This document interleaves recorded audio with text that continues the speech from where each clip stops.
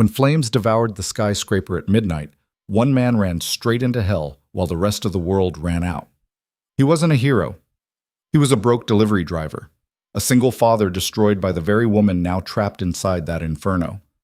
6 months earlier, she had crushed his career in front of the entire world. Now he had to choose. Let her die. Or risk his life for the person who ruined it. Hit like and comment the name of the city you're watching from so I can see how far this story has traveled. Stay until the end, because this isn't just a story about fire. This is a story about redemption. The scanner beeped. Ethan Cole grabbed the package, checked the address label, and jogged back to his beat-up Honda Civic idling at the curb. 11:47 p.m. 3 more deliveries before his shift ended. 3 more packages between him and going home to his daughter. He tossed the box onto the passenger seat, already buried under a dozen others, and pulled away from the warehouse district. The radio crackled static. He switched it off. Silence felt better than noise these days. 6 months ago, he'd driven a company car. Luxury sedan, reserved parking spot. His name on the engineering department directory with a title that actually meant something. Now he drove this rattling piece of junk through midnight streets, delivering other people's impulse purchases for $9 an hour plus whatever tips guilt could generate. His phone buzzed. Text from Mrs. Chen, his neighbor. Lily's asleep. Take your time. He typed back one-handed while steering. Done by 1. Thank you. Mrs. Chen had been watching Lily almost every night for 3 weeks now.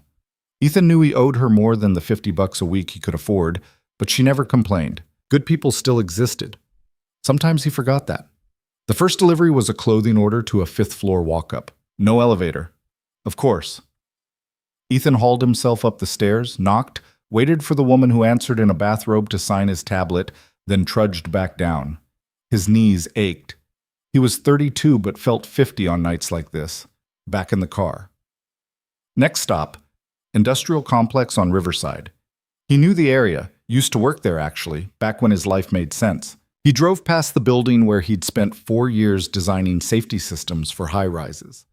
Vance Tech headquarters. 63 stories of steel and glass owned by Aurora Vance, a woman who'd built an empire before she turned 30 and apparently decided everyone else was disposable. Ethan's jaw tightened as the tower came into view. He could still see himself standing in that top-floor conference room, presentation pulled up on the screen, warning lights flashing in data he'd spent months compiling. The backup generators won't hold if the main system fails during peak load, he'd said. We need redundancy on floors 40 through 60. If there's a cascading failure, Aurora had cut him off without looking up from her phone. How much? $2 million for the upgrades, but if we don't, denied. Next item. He'd tried again, sent emails, scheduled follow-ups, got ignored every time. Then, 3 weeks later, the system crashed during a board meeting.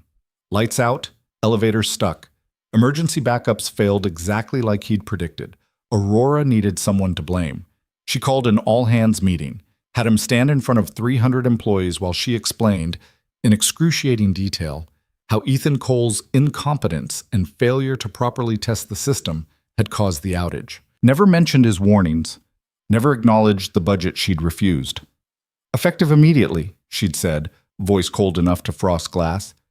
Ethan Cole is terminated for gross negligence. Security escorted him out in front of everyone.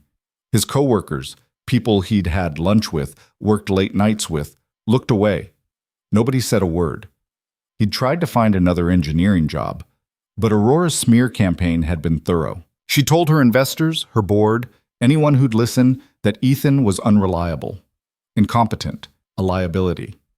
Nobody in the industry would touch him. So here he was, delivery driver, scraping together rent, praying Lily never found out how far they'd fallen. Ethan forced his eyes away from the Vance Tech building and focused on the road. Anger didn't pay bills. Neither did bitterness. He pulled up to a residential complex and checked the next package. Apartment 12B. He found the building, climbed another set of stairs, these ones smelling like old carpet and fried food, and knocked. A college kid answered. Took the package without a word. No tip. Ethan didn't expect one anymore. 2 packages left. His phone buzzed again. He glanced at it while walking back to the car. Tomorrow's parent-teacher conference at 3. Can you make it? Lily's school. He'd missed the last two. Couldn't afford to miss another. I'll be there, he typed. He had no idea how. His shift tomorrow started at 2. But he'd figure it out. He always did. Ethan slid into the driver's seat and checked the last two addresses. Both downtown. He could knock them out in 20 minutes if traffic stayed light. He turned the key. The engine coughed, sputtered, then caught. Barely. Come on, he muttered. Don't die on me tonight. The Civic limped forward. Ethan merged onto the avenue heading toward the financial district, buildings rising like tombstones against the night sky. His phone rang. Unknown number, probably spam. He ignored it. It rang again. He answered. Yeah? Is this Ethan Cole? A woman's voice, professional, clipped. Who's asking? My name is Jessica Monroe. I'm an attorney with Harlow and Stein. I represent Vance Tech Industries. Ethan's stomach dropped. I don't want any trouble. This isn't about trouble, Mr. Cole. This is about an opportunity. I'm not interested. You haven't heard the offer. Don't need to. I'm done with Vance Tech. Ms. Vance would like to extend an invitation to discuss your previous employment. Tell Ms. Vance she can go to hell. He hung up. His hands shook on the wheel. Deep breath. Let it go. The phone rang again. He declined the call. Turned the phone off. Shoved it in the glove compartment. He didn't need Aurora Vance in his life. Not now. Not ever. 10 minutes later, he pulled up outside a high-rise residential building. 40 stories. Doorman. Probably cost more per month than he made in a year. He grabbed the package, a designer handbag, based on the return label, and headed inside. The doorman barely glanced at him. Ethan took the elevator to the 37th floor, found the apartment knocked. A woman in her 50s answered, smiled, tipped him $20. Thank you, Ethan said, genuinely surprised. You look like you're working hard, she said. Take care of yourself. The kindness almost hurt more than the indifference. He rode the elevator back down, walked outside, and froze. Across the street, about 6 blocks north, an orange glow lit up the sky. Fire. Big one. Ethan squinted. The flames were coming from the financial district. Right where his chest tightened. Vance Tech. He shouldn't care. Shouldn't even look. That place had destroyed him. Let it burn. But even from here, he could see the smoke billowing into the night. Thick, black, rising fast. People were running toward the scene, others running away. Sirens wailed in the distance, growing louder. Ethan looked down at the last package in his hands. Some electronics order for an address 2 blocks from the fire. He could finish the delivery. Go home. Pretend he didn't see anything. Instead, he shoved the package back into his car, locked the doors, and started walking toward the flames. He didn't know why. Instinct, maybe. Stupidity, definitely. By the time he got within 2 blocks, the heat hit him like a wall. The Vance Tech building was fully engulfed. Flames poured out of windows on at least a dozen floors. Glass shattered and rained down onto the street. People screamed. Firefighters shouted orders. Hoses sprayed water that evaporated before it even touched the inferno. Ethan stopped at the police barricade. Cops waved people back. Everyone needs to clear the area, one of them yelled. Buildings coming down. A woman stumbled past him, coughing, face streaked with soot. A man carried a sobbing child. Someone else limped, blood running down their leg. Ethan scanned the chaos. Fire trucks, ambulances, evacuation in full swing. He should leave. This wasn't his problem anymore. Then he heard it. A voice. Faint. Desperate. Help! Someone! Please! It came from inside the building. Ethan turned toward the entrance. The main doors were blown open, smoke pouring out like a living thing. No one was going in. Everyone was coming out. Help! The voice again. Higher up, maybe 10th floor. Hard to tell through the roar of flames. A firefighter ran past him, shouting into a radio. We've got structural collapse on the east side. Pull everyone back. There's someone inside. Ethan grabbed the firefighter's arm. I heard them. The firefighter shook him off. We know. We're doing everything we can. Now get back before you get yourself killed. Ethan looked up at the building. Floors buckled. Steel beams glowed red hot. The whole thing looked ready to fold in on itself. No one was going in there. But that voice, please, I can't. It was a woman, trapped, dying. Ethan thought of Lily, safe at home, asleep. She believed he was a good man, believed her dad was someone worth looking up to. If he walked away now, he'd still be that man to her. If he walked away now, someone would die. He didn't think, didn't plan, just moved. He ducked under the barricade and sprinted toward the entrance. "Hey, stop!" Someone yelled behind him, but Ethan didn't stop. He hit the lobby at a dead run, smoke swallowing him whole. The heat was unbearable. The air tasted like chemicals and burning plastic. He pulled his shirt up over his nose and mouth, but it barely helped. His eyes watered. His lungs screamed. "Where are you?" he shouted. No answer, just the roar of fire and the groan of metal tearing itself apart. He stumbled forward, trying to remember the layout. He'd worked here for years, knew every hallway, every stairwell. The elevators were dead. He found the emergency stairs and shoved the door open. Smoke poured down from above. He started climbing. Each step felt like drowning. His vision blurred, his legs shook. 5th floor, 6th, 7th. "Help!" Louder now, close. 8th floor. He kicked open the stairwell door and staggered into the hallway. Flames everywhere. Ceiling tiles hung down like broken teeth. The carpet was on fire. "Where are you?" "Here! I'm here!" To the right. Down the hall. Ethan ran, dodging falling debris. A section of wall collapsed behind him. Heat seared his back. He found her in a conference room, pinned under a metal bookshelf that had toppled over. Papers burned around her. Smoke filled the room so thick he could barely see. She looked up at him, face streaked with ash and blood, eyes wide with terror. Aurora Vance. Ethan stopped. For a moment, neither of them moved. She recognized him. He saw it in her eyes. Shock. Then something else. Shame, maybe. Or just fear. "Ethan," she choked out. "Please." He stood there, staring at the woman who'd destroyed his life, the woman who'd called him incompetent in front of everyone, who'd made sure he'd never work again, who'd taken everything from him and never looked back. She was going to die if he didn't move. Part of him, some dark, bitter part, wanted to walk away. But then he thought of Lily.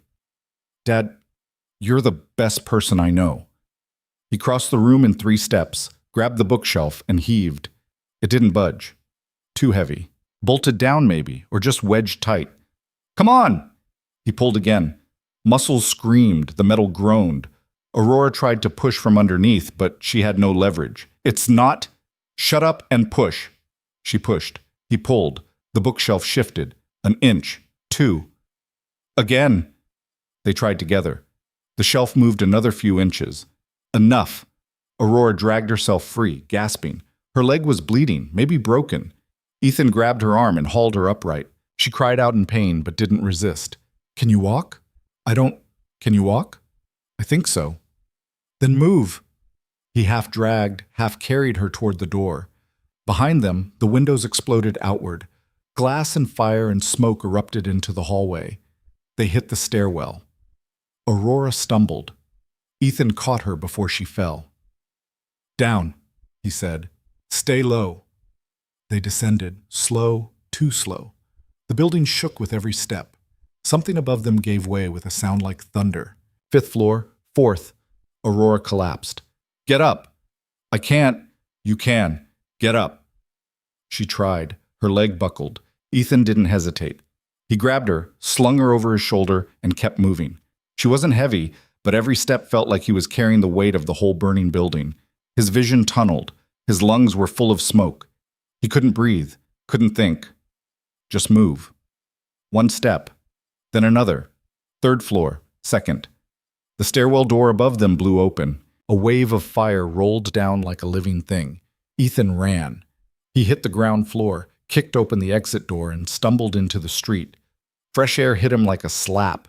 He staggered forward, Aurora still on his shoulder, and collapsed 20 feet from the building. Someone grabbed him, pulled him farther away. Paramedics, shouting, hands everywhere. He let Aurora go.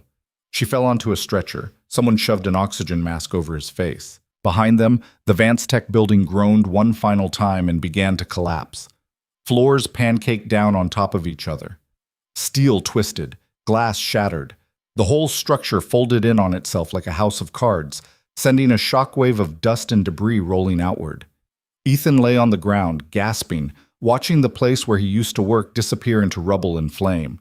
Firefighters shouted. Paramedics worked. Someone tried to lift him onto a gurney, but he waved them off. I'm fine. Sir, you need to... I said I'm fine. He wasn't. His hands were burned, his lungs felt shredded. But he didn't care. Aurora was on a stretcher nearby, paramedics working on her leg. She turned her head, met his eyes. For a long moment, neither of them spoke. Then she looked away. Ethan stood. His legs barely held him. Sir, please. He walked away from the paramedics, away from the wreckage, away from Aurora Vance. His phone buzzed in his pocket. He pulled it out. Notifications flooding in, missed calls, texts, news alerts. Breaking, Vance Tech headquarters destroyed in massive fire. He turned the phone off and kept walking. By the time he got back to his car, dawn was breaking over the city. Gray light filtered through smoke that still hung in the air. The last package sat on his passenger seat, undelivered. Ethan sat behind the wheel and stared at nothing. He'd saved her. He'd saved the woman who ruined his life. And he had no idea what that meant. The knock came at 7 a.m. Ethan had been awake for hours, sitting at his kitchen table, staring at a mug of coffee he hadn't touched. He opened the door. 2 men in suits, federal badges. Ethan Cole? Yeah. We need to ask you some questions about last night. I already talked to the fire department. This isn't about the fire. This is about Aurora Vance. Ethan stepped outside, closed the door quietly so he wouldn't wake Lily. What about her? She's asking to see you. Tell her no. Mr. Cole, tell her no. The taller agent sighed. She's in the hospital, St. Mary's, room 412.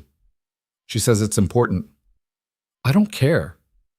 She says she owes you an explanation. She owes me a lot more than that. The agents exchanged a look. The shorter one handed Ethan a card. If you change your mind. They left. Ethan went back inside, crumpled the card, and threw it in the trash. But an hour later, after he'd gotten Lily up and fed and sent her off to school, he dug the card back out. He told himself he was just curious, told himself he didn't care what Aurora had to say. He drove to St. Mary's anyway. Room 412 was on the 4th floor. Ethan took the elevator, walked down a hallway that smelled like antiseptic and bad coffee, and stopped outside her door. He almost turned around. Instead, he knocked. Come in, Aurora's voice. Weak, rough from smoke. Ethan pushed the door open. She was sitting up in bed, leg in a cast, face pale but clean. No makeup, no power suit, just a woman who'd barely survived. She looked at him. I didn't think you'd come. I almost didn't. Thank you for saving my life. Don't. Don't what? Don't thank me. Don't apologize. I didn't do it for you. Aurora flinched. Then why did you do it? Because someone had to. Silence. Ethan stayed by the door, arms crossed. The feds said you wanted to talk. I did. I do. She gestured to a chair beside the bed. Please, sit. I'll stand. Aurora looked down at her hands. I was wrong. About you. About everything. You think? I know what I did to you was... You don't know anything. Ethan's voice was flat, cold. You ruined my career. You made sure I'd never work again. I'm delivering packages at midnight so I can feed my daughter, and you have no idea what that's like. I know. I'm sorry. Sorry doesn't pay my rent. Aurora met his eyes. What if I could fix it? You can't. I can try. I can tell people the truth, clear your name, get you your job back. I don't want my job back. Then what do you want? Ethan didn't answer. Couldn't. What did he want? Revenge? Compensation? An apology that actually meant something? He didn't know anymore. Aurora leaned back against the pillows, exhausted. The fire wasn't an accident. That stopped him. What?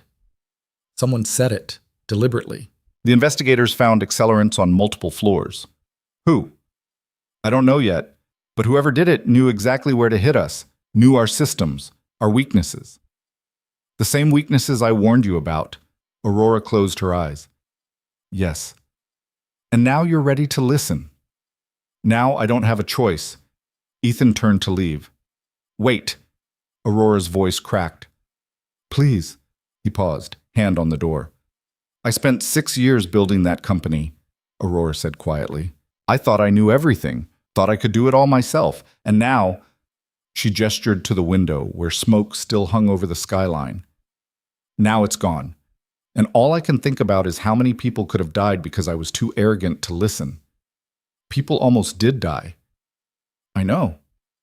You almost died. I know. Ethan looked back at her. You want me to feel sorry for you? No. I want you to help me fix this. Why would I do that? Because you were right. About the systems, about the risks, about everything. Aurora's jaw tightened. And because someone out there just burned down my company, and I need to know who and why. That's your problem, not mine. It's everyone's problem if they do it again. There were people in that building, Ethan, families. Your daughter could have been in there if I'd been running a daycare instead of a tech firm. Next time it could be a school, a hospital, anywhere. Ethan wanted to walk away, wanted to let Aurora deal with her own mess. But she was right. Whoever set that fire was still out there. I can't help you, he said finally. I'm not an engineer anymore. I'm nobody. You're the person who ran into a burning building when everyone else ran out. That was stupid. That was brave. Same thing. Aurora almost smiled. Almost. I'm calling a press conference tomorrow. I'm going to tell them what really happened 6 months ago. I'm going to clear your name. Don't. You can't stop me. I don't want your charity. It's not charity. It's the truth. Aurora's voice hardened. I destroyed your reputation because I was too proud to admit I was wrong. Now I'm going to fix it, whether you like it or not. Ethan stared at her. Why now? Why not 6 months ago? Because 6 months ago, I didn't have to watch my building burn down with people inside. Aurora's eyes were wet, but she didn't cry. Because 6 months ago, I didn't have to be rescued by the man I ruined. Ethan didn't have a response to that. He left without another word. The press conference went viral. Ethan watched it on his phone during his lunch break, sitting in his car outside a warehouse, delivery packages stacked beside him.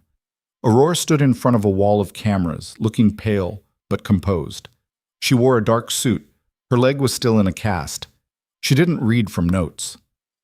6 months ago, she began, I fired an employee named Ethan Cole for what I called gross negligence. I told my board, my investors, and the media that he was responsible for a system failure that endangered lives. She paused. I lied. The reporters erupted. Aurora waited for silence. Mr. Cole warned me about the exact vulnerabilities that caused that failure. He spent months trying to get me to approve the necessary upgrades. I refused because I didn't want to spend the money. When the system crashed, I blamed him to protect myself. Someone shouted a question. Aurora ignored it. Last night, my company headquarters burned to the ground. Mr. Cole was the person who ran into that building and saved my life, even after everything I'd done to him. He risked his life for mine when he had every reason to let me die. The cameras flashed like a strobe. Aurora's voice didn't waver. Ethan Cole is not negligent. He's not incompetent. He's a good man who deserved better from me and from this company. I'm making this statement today to clear his name and to apologize publicly for the harm I caused him. She looked directly into the camera. Mr. Cole, if you're watching this, I'm sorry. You were right about everything, and I hope someday you can forgive me. The press conference ended. Ethan turned off his phone. He sat in silence for a long time. Then he finished his shift. The calls started that night. Engineering firms, tech companies, headhunters. Everyone wanted Ethan Cole now that Aurora Vance had publicly absolved him. He ignored most of them, answered a few out of curiosity, hung up when they started talking salary. Vance Tech's board called, offered him his old position back, double the salary, corner office, full benefits. He said no. They called again, tripled the offer. He hung up. Aurora called personally. He let it go to voicemail. She left a message. I know you don't want to talk to me, but I meant what I said at the press conference. You were right about the systems. You're the only person who can help rebuild them properly. Please, just think about it. He deleted the message. Lily asked him why people kept calling. Just work stuff, he said. Nothing important. She looked at him with those big, serious eyes that always saw too much. Are you in trouble? No, sweetheart, I'm not in trouble. Promise? Promise. She hugged him, and for a moment, Ethan let himself believe it. Wham! 2 weeks later, the arson investigators found the source. Someone had planted thermite charges on key support beams throughout the building, timed to go off simultaneously, designed to create maximum structural damage. Professional job, expensive, coordinated. The feds came to Ethan's apartment again. We think it's connected to your firing, the taller agent said. Someone who wanted Vance Tech to fail. Good for them. Mr. Cole, this is serious. Whoever did this killed 3 people. Ethan's blood went cold. What? 3 security guards. They were doing rounds when the fire started. Didn't make it out. 3 people. Dead. Because someone wanted Aurora to suffer. Ethan thought about the voice he'd heard in the burning building. Aurora's voice. If he hadn't been there. Do you have any idea who might have done this? The agent asked. No. Anyone with a grudge against Vance Tech? Against Ms. Vance specifically? Ethan almost laughed. You want a list? If you have one. She's fired dozens of people, screwed over competitors, made enemies everywhere she went. Ethan shook his head. Could be anyone.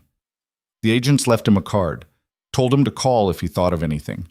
Ethan threw it in the trash again, but he couldn't stop thinking about those 3 guards, people with families, people just doing their jobs. Dead because someone wanted revenge. Aurora called again. This time, Ethan answered. What? They told you about the guards. Yeah. I need your help, Ethan. I'm not a detective. You're an engineer. You know the building. You know the systems. If anyone can figure out how this happened, I already told the feds everything I know. I'm not talking about the feds. I'm talking about us, you and me, working together to find whoever did this. There is no us. There could be. Ethan closed his eyes. Why are you doing this? Because 3 people are dead, and I need to know it wasn't my fault. It was your fault. You ignored the warnings. You cut corners. You built that whole company on arrogance. Silence on the other end. Then quietly. I know. Ethan wanted to hang up, wanted to tell her to leave him alone. Instead, he said, What do you want from me? I want you to help me rebuild Vance Tech. The right way. Safe systems. No shortcuts. No ego. I don't work for you anymore. Then work with me as a partner. A partner. Equal say, equal authority. Your name on everything. I don't want my name on anything. Then what do you want? Ethan thought about it. Really thought. What did he want? Not revenge, not money, not even an apology. He wanted to build something that mattered, something that wouldn't collapse, something his daughter could be proud of. If I do this, he said slowly, we do it my way. No cutting corners. No ignoring warnings. If I say something's unsafe, we fix it. No arguments. Done. And I want the families of those guards taken care of. Full compensation, college funds for their kids, whatever they need. Already being handled. I want to see the paperwork. I'll send it to you tonight. Ethan exhaled. I'm not doing this for you. I know. And I don't forgive you. I know that too. Okay, Ethan said. Then we have a deal. He hung up before he could change his mind. Lily came into the kitchen, rubbing her eyes. Who was that? Work. Are you going back to your old job? Something like that. She smiled. Does that mean you'll be home more? Ethan picked her up, held her tight. Yeah, sweetheart, I'll be home more. She rested her head on his shoulder, already falling back asleep. And for the first time in 6 months, Ethan felt like maybe, just maybe, things were going to be okay. The temporary Vance Tech office was a converted warehouse in the industrial district, nothing like the gleaming tower that used to scrape the sky. Concrete floors, exposed pipes, folding tables instead of mahogany desks. Aurora had rented it 3 days after the fire, and now it hummed with the chaos of a company trying to rise from ash. Ethan walked through the front door at 8 in the morning, carrying a thermos of coffee and a folder full of structural reports. People looked up as he passed. Some nodded, others whispered. Everyone knew who he was now. The guy Aurora fired. the guy who saved her life, the guy who was somehow back. He found Aurora in what passed for a conference room, really just a corner sectioned off with plastic dividers. She was on the phone, leg propped on a chair, surrounded by laptops and stacks of paper. She saw him and held up one finger. Wait. Ethan leaned against the doorframe and listened. I don't care what the insurance adjusters say, Aurora snapped into the phone. 3 people died in that building. We're paying out regardless of what the policy covers. Figure it out. She hung up without waiting for a response. Morning, Ethan said. You're late. You said 8. It's 8.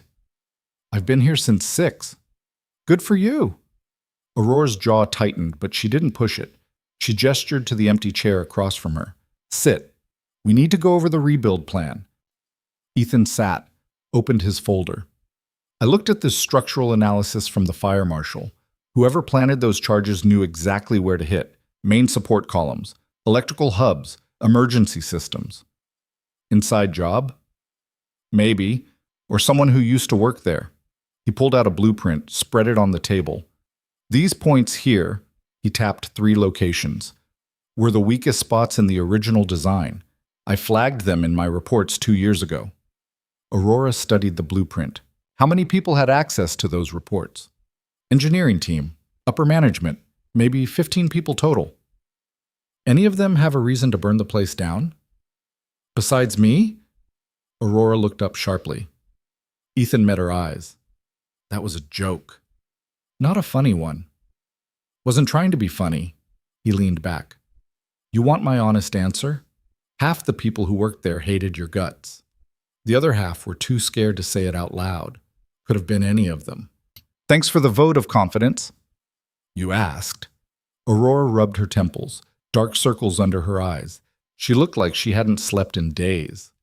Probably hadn't.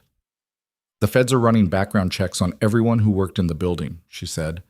So far, nothing. No threats, no red flags. Whoever did this covered their tracks. Or they're still inside. What do you mean? I mean, maybe they're still working for you.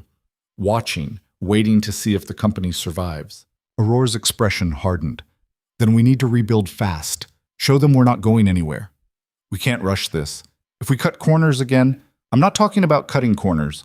I'm talking about showing strength, confidence. Confidence doesn't keep buildings from collapsing.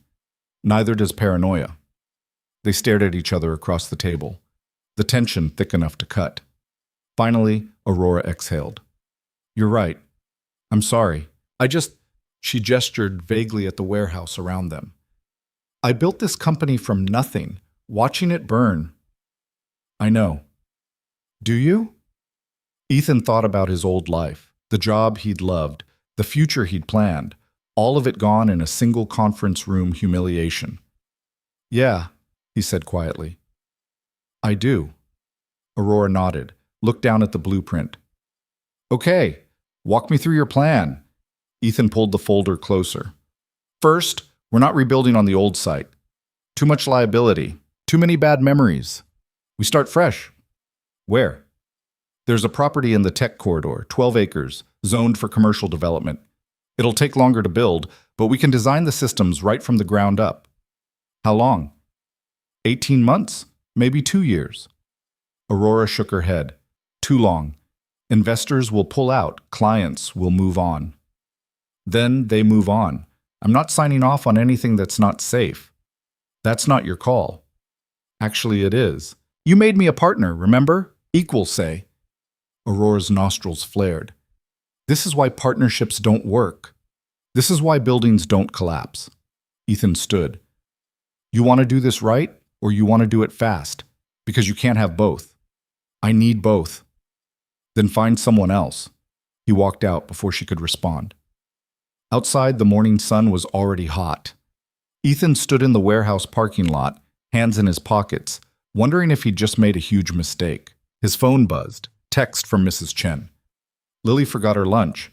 Can you drop it off at school? Ethan checked his watch. He could make it if he left now. He was halfway to his car when Aurora came limping out of the warehouse, leaning on a crutch. Wait. Ethan stopped but didn't turn around. Aurora caught up, breathing hard. You're right, about the timeline, about not rushing. She paused. But I need you to understand something. This company isn't just mine anymore. 300 people worked in that building. They're counting on me to rebuild, to give them jobs back. If I take 2 years, they'll be gone. They'll have moved on, found other work. Better than being dead. I know that, but there has to be a middle ground. Ethan finally looked at her. What are you suggesting? We do a phased build. Start with a smaller facility. Get people back to work while we plan the main campus. Something safe, but faster. How much faster? 6 months. Ethan considered it. Modular construction, prefab components. We could do it if we're careful. Then we do it carefully. And I have final approval on all safety systems. Done. Ethan extended his hand. Aurora shook it. I have to go, Ethan said. My daughter needs her lunch. Aurora glanced at his car. The beat-up Civic that looked like it might not survive another mile. You know we can afford to get you a company car now. I don't want a company car. At least let me. I don't want anything from you except what we agreed on. Aurora nodded slowly. Okay. Go take care of your daughter. Ethan drove to Lily's school, dropped off her lunch with the front office, and made it back to the warehouse by noon.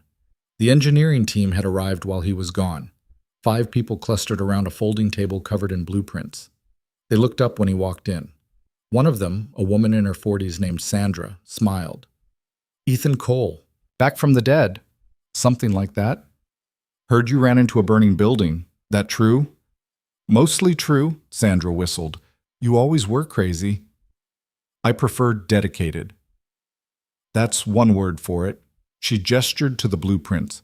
We're mapping out the new facility. Aurora says you're lead on safety systems. That's the plan. Good. Because I'm tired of working for people who don't listen. Sandra's expression turned serious. What you did 6 months ago, warning her about those systems, that took guts. I should have backed you up. We all should have. It's in the past. Doesn't make it right. Ethan didn't know what to say to that, so he changed the subject. Show me what you've got so far. They spent the next 3 hours going over designs. Ethan marked up the blueprints with notes. Redundant power systems. Fire suppression on every floor. Emergency exits that actually worked. Everything he'd tried to implement before and been shot down for. By mid-afternoon, his head was pounding and his hand cramped from writing, but the foundation was solid. They could build something good here, something that wouldn't kill people. Aurora appeared around 4, balancing on her crutch. How's it going? Good, Sandra said. Ethan's been kicking our asses all day, in a good way. Aurora smiled slightly. That's what I'm paying him for. You're not paying me yet, Ethan said. Technicality. The team laughed. The tension eased a little. That night, Ethan picked Lily up from Mrs. Chen's and took her to a diner for dinner. They sat in a booth by the window, sharing a basket of fries. You seem happy, Lily said. Do I? You're smiling more. Ethan hadn't realized. Work's been good. You like your new job? It's not exactly new. More like starting over. Lily dipped a fry in ketchup, thoughtful. Mrs. Chen says you're famous now. I'm not famous. She showed me a video. You were on the news.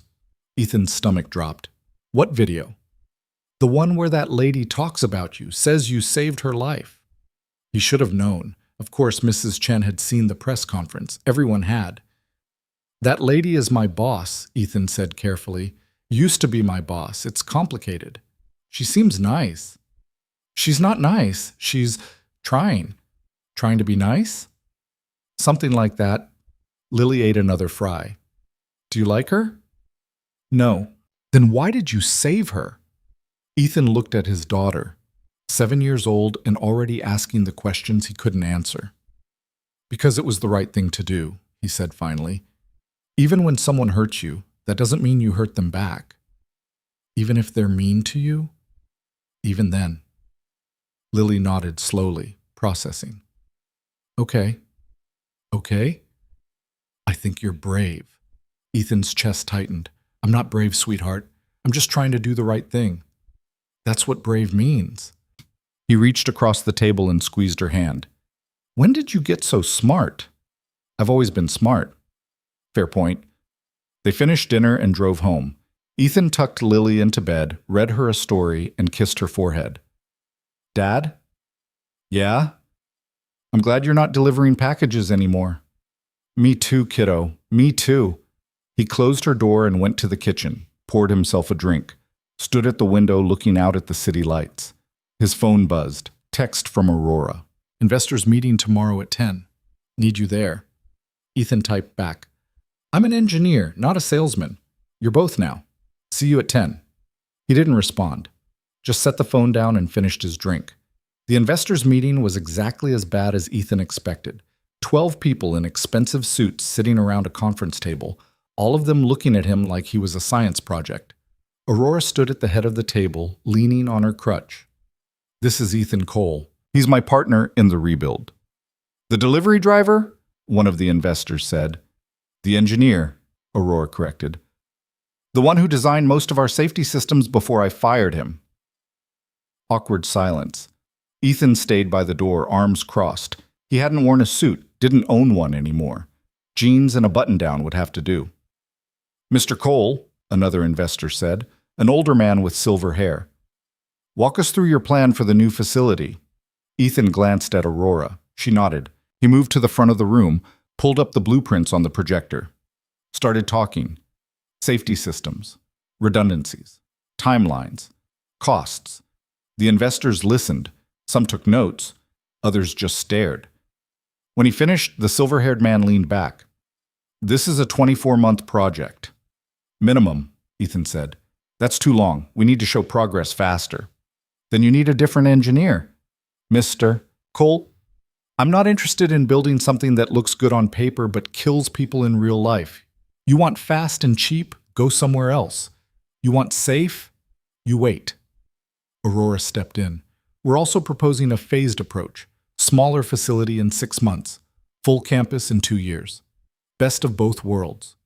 The investors exchanged looks, whispered among themselves. Finally, the silver-haired man spoke. We'll need to see detailed projections, cost analysis, risk assessment. You'll have them by Friday, Aurora said, and we want quarterly reviews. If the timeline slips, it won't. If it does, we reserve the right to pull funding. Aurora's jaw tightened. Understood. The meeting ended. The investors filed out. Ethan started packing up the blueprints. That went well, Aurora said dryly. You think? You could have been more diplomatic. I could have lied too. Didn't do that either. Aurora limped over, leaning heavily on the crutch. You know, most partners try to make a good impression. I'm not most partners. Trust me, I've noticed. Ethan folded the last blueprint. Those investors don't care about safety. They care about profit. You know that, right? Of course I know that, but we need their money. Not if it means compromising. Everything's a compromise, Ethan. Not this. Aurora studied him. You really believe that? Yeah, I do. She shook her head, almost smiling. You're either the most principled person I've ever met or the most stubborn. Can it be both? Apparently. They stood there for a moment, the warehouse quiet around them. The feds called, Aurora said finally. They have a lead on the arson. Ethan straightened. Who? They wouldn't say, but they want to talk to both of us. Tomorrow morning. Why both of us? I don't know, but they sounded serious. Ethan felt a cold weight settle in his stomach. You think they found who did it? I hope so. And if they did? Aurora met his eyes. Then we make sure they never do it again. The federal building downtown was all glass and steel, security checkpoints at every entrance. Ethan and Aurora were escorted to a conference room on the 8th floor, where 2 agents waited. The tall one from before, Agent Morrison, and a woman Ethan hadn't met, Agent Chen. Thank you for coming, Morrison said. Please sit. They sat. Ethan noticed Aurora's hands were shaking slightly. She clasped them together to hide it. Agent Chen opened a laptop. We've been analyzing financial records from Vance Tech employees past and present, looking for anything unusual, large purchases, sudden debt repayment, anything that might indicate someone was paid to commit arson. And? Aurora asked. We found something. Chen turned the laptop around. A spreadsheet filled the screen, bank transactions highlighted in yellow, 3 weeks before the fire, one of your former employees received a wire transfer for $50,000. No clear source, routed through offshore accounts.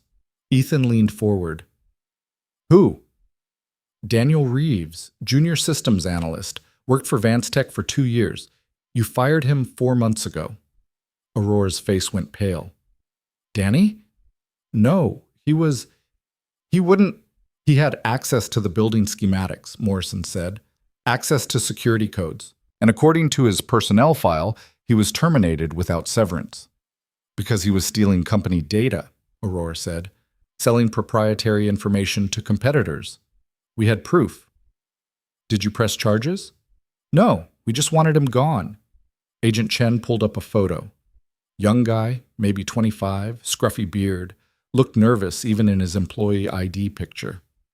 Ethan stared at the photo. I remember him. Quiet kid. Kept to himself. Quiet enough to plant thermite charges without anyone noticing, Morrison said. Where is he now? Aurora asked. We don't know. He disappeared 2 days after the fire. Credit cards inactive. Phone disconnected. Either he's running or someone made sure he couldn't talk. The room went silent. Ethan thought about the 3 guards who died. Thought about Aurora trapped under debris. Thought about how close everything had come to being so much worse. You think someone hired him, Ethan said. Paid him to burn the building, then cleaned up the loose end. It's a theory, Chen said. We're still investigating. Who would do that? Aurora's voice was barely a whisper. Who hates me that much? Morrison and Chen exchanged a glance. That's what we need to figure out, Morrison said. We need a list. Anyone with a grudge. Competitors. Former employees. Business rivals. Aurora laughed bitterly. That's a long list.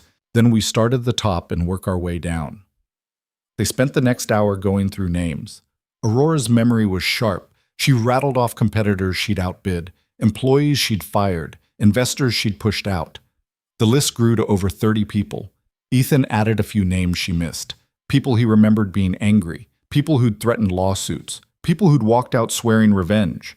By the time they finished, his head was pounding. We'll follow up on all of these, Chen said, closing her laptop.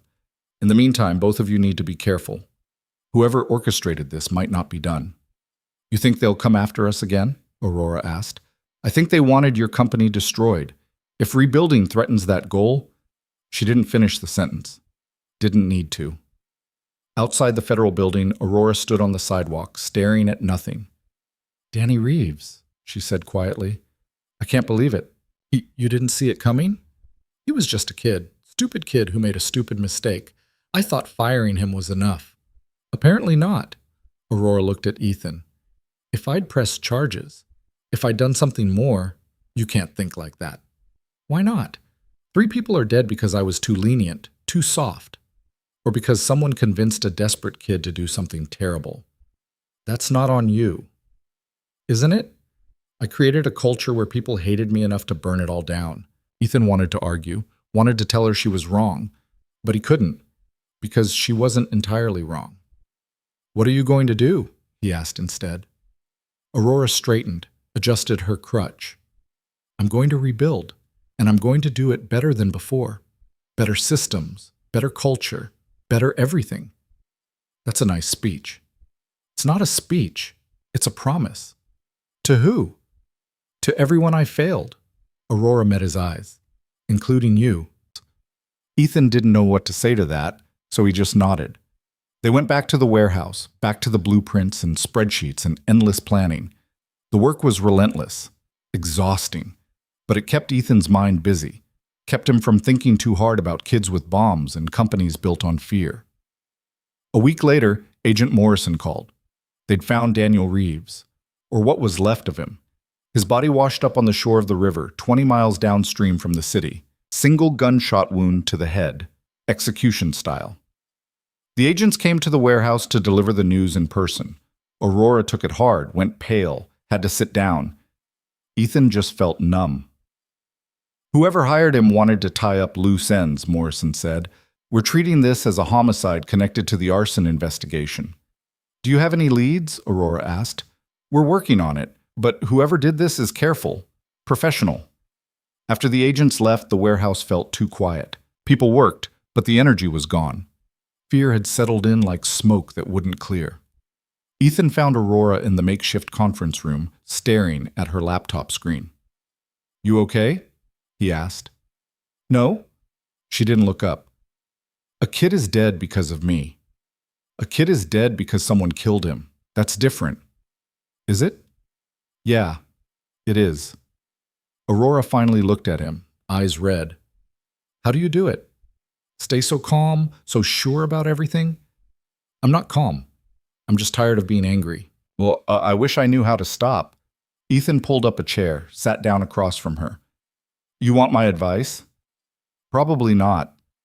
Focus on what you can control. We can't bring Danny back, can't change what happened, but we can build something better, something worth the cost." "You really believe that?"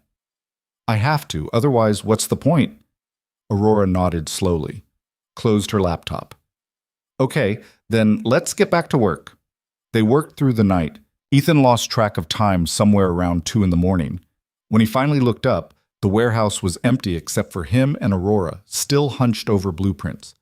"You should go home," he said. "So should you." "I will, in a minute." Aurora stretched, wincing. Her leg was clearly bothering her. "Can I ask you something?" "Depends on the question." "Why did you come back? After everything I did to you, why help me rebuild?" Ethan thought about it, really thought. "Because my daughter needs to believe the world is worth saving," he said finally. "And if I walk away every time things get hard, what does that teach her? That you're smart enough to know when to quit? Or that I'm too scared to try?" Aurora was quiet for a long moment. Then, "Your daughter's lucky to have you." "I'm lucky to have her." They packed up their things, walked out into the parking lot together. Dawn was breaking over the city, gray light washing everything in silver. "See you tomorrow," Aurora said. "Yeah, see you tomorrow." Ethan drove home through empty streets, exhaustion pulling at him like gravity. But when he got home and found Lily asleep in her bed, safe and sound, the exhaustion faded. He sat on the edge of her bed, watching her breathe, building something better, something worth the cost. He could do that. For her, he could do anything. The construction site looked like a war zone at 7 in the morning, dirt everywhere. Heavy machinery churning through mud, workers shouting over the noise of jackhammers and concrete mixers. Ethan stood at the edge of it all, hard hat on, clipboard in hand, watching the foundation take shape. 3 months since they broke ground. 3 months of 18-hour days and fights with contractors and budget meetings that made him want to walk into traffic. But the building was rising, slower than Aurora wanted, faster than Ethan was comfortable with. Compromise tasted like sawdust and coffee that had gone cold hours ago. "We're behind schedule on the electrical conduits," Sandra said, appearing beside him with her own clipboard. "Contractor says the specs you gave them don't match the building code." "They match the code. They exceed it. He says it's overkill." "Tell him overkill is the point." Sandra made a note. "He's going to fight you on this." "Let him." She walked away, already pulling out her phone. Ethan turned back to the construction, watching a crane lift steel beams into place. Each one checked, double-checked, tested beyond standard requirements. Nothing would fail this time. Not on his watch. His phone buzzed. Text from Aurora. "Investor lunch at noon. Don't be late." Ethan typed back. "Can't make it. Site inspection. Not optional. Neither is making sure the building doesn't collapse." "Ethan." He shoved the phone in his pocket without responding. She could be mad.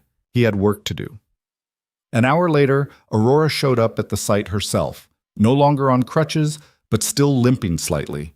She picked her way through the mud in shoes that probably cost more than Ethan's car, her expression somewhere between annoyed and determined. "You're ignoring my texts," she said. "I'm working." "So am I, and part of that work is keeping investors happy." "That's your job. Mine is keeping people alive." Aurora looked past him at the construction. "How's it going?" "Behind schedule, over budget, same as yesterday." "The investors are getting nervous." "The investors can relax. We're doing it right." "Right doesn't matter if we run out of money before we finish." Ethan turned to face her. "You want me to cut corners? That what you're asking?" "I'm asking you to be realistic." "I am being realistic. Realistic means redundant systems, means extra inspections." means not rushing just because someone's nervous about their profit margins. Those profit margins pay your salary. I don't care about my salary.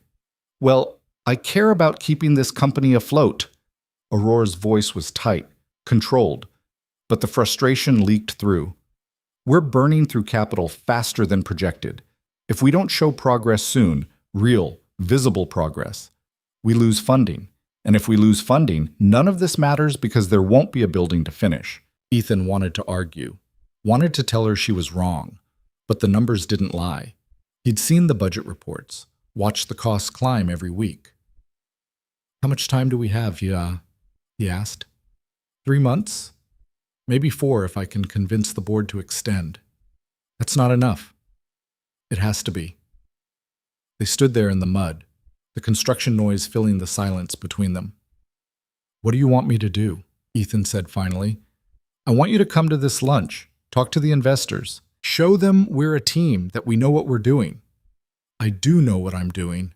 Then prove it. Ethan checked his watch. Fine, but I need to be back here by 2. We're testing the fire suppression system. Deal. The restaurant was one of those places where the menu didn't have prices and the waiters wore nicer suits than Ethan owned. He felt out of place the moment he walked in, still wearing his work boots and a shirt that had concrete dust on the sleeves. The investors were already seated, 4 of them this time. The silver-haired man from before, Harrison. A woman in her 50s named Margaret. 2 younger guys Ethan didn't recognize.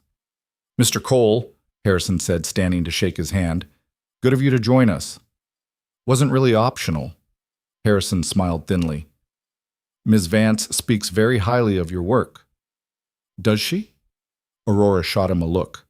Ethan sat down and tried to ignore the way everyone at the table was studying him like a specimen. The lunch started with small talk. Weather, sports, market trends. Ethan said nothing, just ate his overpriced food and waited for the real conversation to start. It didn't take long. We've been reviewing the latest budget reports, Margaret said, setting down her fork.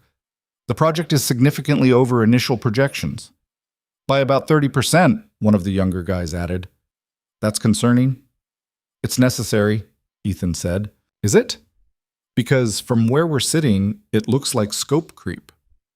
Scope creep is when you add features you don't need. Everything we're adding is essential. Triple redundant power systems aren't essential, Harrison said. They're excessive. Ethan set down his own fork.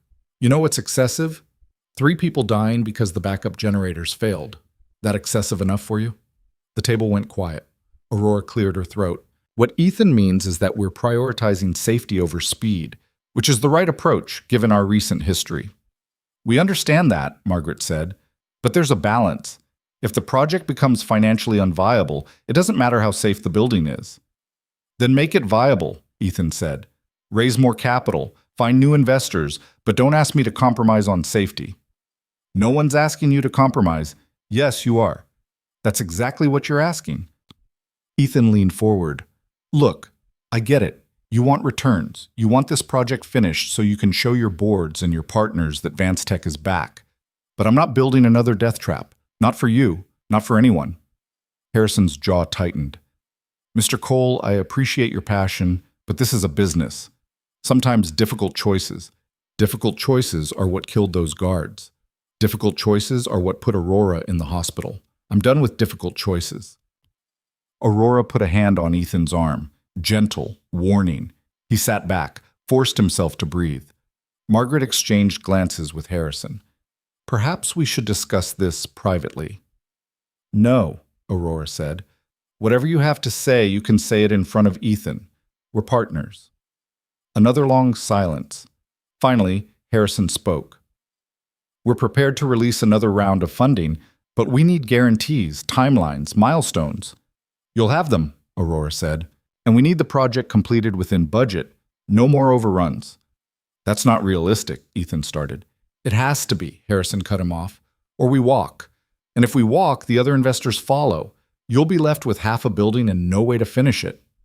Ethan looked at Aurora. She looked back, her expression unreadable. We'll make it work, she said. How? Ethan asked once they were back in the car. Aurora didn't answer right away, just stared out the window as the city rolled past. Aurora, I don't know yet. That's not good enough. It's the best I have. She turned to face him. You heard them. We're out of options. There are always options, not ones that don't involve compromise.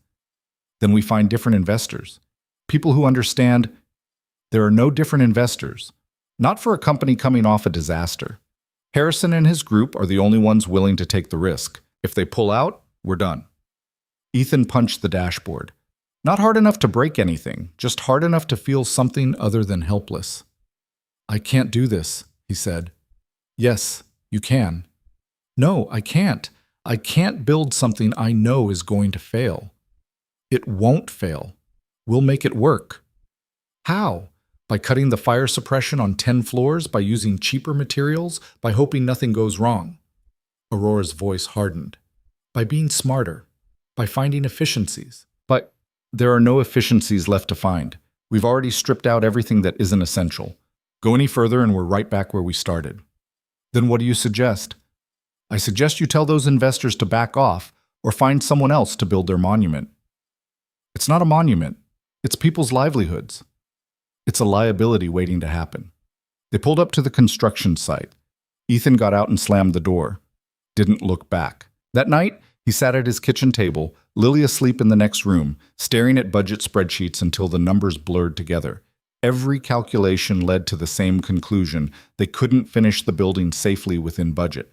Something had to give. His phone rang. Aurora. He answered. What? Don't hang up. I'm not hanging up. Good. Because I have an idea. I'm listening. What if we phase the safety systems, install the essentials now, upgrade the rest as funding allows? That's just delaying the problem. It's buying time. If the building opens on schedule, revenue starts coming in. We use that revenue to fund the upgrades. And if something happens before the upgrades are finished, then we have insurance. Insurance doesn't bring people back from the dead. Aurora was quiet for a moment. What do you want me to say, Ethan? That I have all the answers? I don't. I'm trying to keep this company alive while making sure we don't repeat past mistakes. But I can't do both without your help. My help involves not getting people killed. I know. That's why I'm asking you. If anyone can figure out how to thread this needle, it's you. Ethan rubbed his eyes. Exhaustion pulled at him like an anchor. Let me look at the numbers again, see if there's something we missed. Thank you. Don't thank me yet. I might not find anything.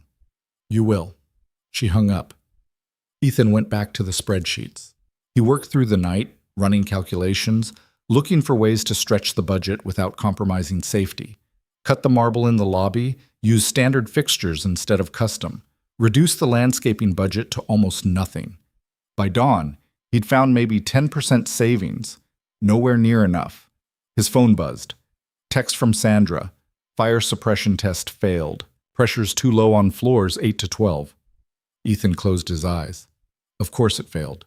He grabbed his keys and drove to the site. The sun was just coming up, painting everything in shades of orange and gold. The building stood half-finished, skeletal, surrounded by scaffolding and construction debris. Sandra met him at the entrance. The contractor says the pumps we ordered aren't rated high enough for the building height. They should be. I checked the specs 3 times. Well, they're not. We need to upgrade to industrial grade, which means more money. How much more? 60,000. Maybe 70. Ethan wanted to scream. Instead, he just nodded. Order them. Aurora needs to approve anything over 50. Then I'll talk to Aurora. He found her in the temporary office, already on the phone, already dealing with some other crisis. She held up a finger. Wait. Ethan waited. When she hung up, he didn't give her time to speak. The fire suppression pumps failed testing. We need to upgrade. $70,000. Aurora's face went pale. We don't have 70,000. Then we need to find it. From where? We're already bleeding capital. The investors. I don't care about the investors. You have to care. Because if we run out of money, none of this matters. And if the fire suppression fails, people die. So, which matters more? Aurora stood, walked to the window, stared out at the construction site. There has to be another way. There isn't. What if we delay the upper floors, focus on getting the first 10 operational, That doesn't solve the pump problem. No, but it reduces costs elsewhere. We could... Aurora. Ethan's voice cut through. Stop trying to engineer around this. We need those pumps. End of discussion. She turned to face him.